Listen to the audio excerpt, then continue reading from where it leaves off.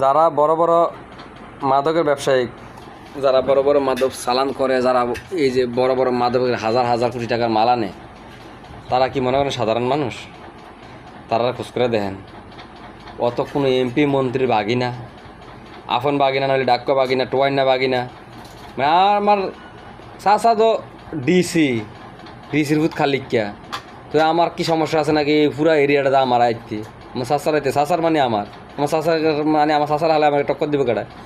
তাহলে যারা সেবনকারী, যারা খায় আমি এই জিনিসটাই বুঝলাম না। গরিবেরা কি ওই থাপাতে ধরলে যে লড়া দিতারা না, এই কারণে গরিবেরা আগে চাপটা না।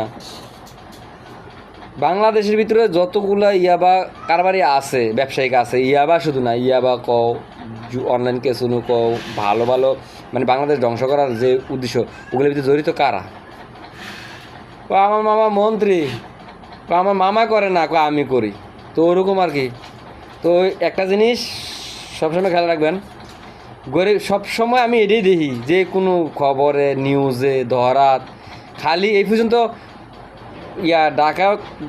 ঢাকা কোন জায়গায় জানি 60 জন না 65 জন ধরে জেলখানা ফুরাই লিতেছে, সব শুধু নর্মালগুলা। এই পর্যন্ত একটা শুনলাম না যে ঢাকার ভিতরে অরিজিনাল, যে ওর ঢাকার ভিতরে বাংলাদেশের ভিতরে অরিজিনালভাবে যে অমুক গডফাদার, অমুক নেতা, যে অমুক নেতার এগুলো করে কে ভাই? জানেন না আপনারা? সব তো জানেন।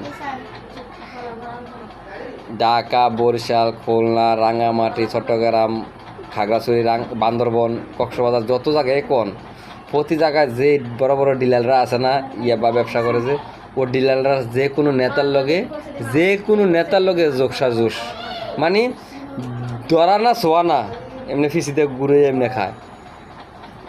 আর যদি একটা দেশে একটা জায়গার একটা এমপির একটা ধরেন একটা ডিস্ট্রিক্টের একটা এমপি, তো একটা এমপির পিছনে কতগুলো লোক আছে, পুরা ওয়ার্ড, গ্রাম, ইউনিয়ন, থানা, কোন জায়গায় বাদ আছে।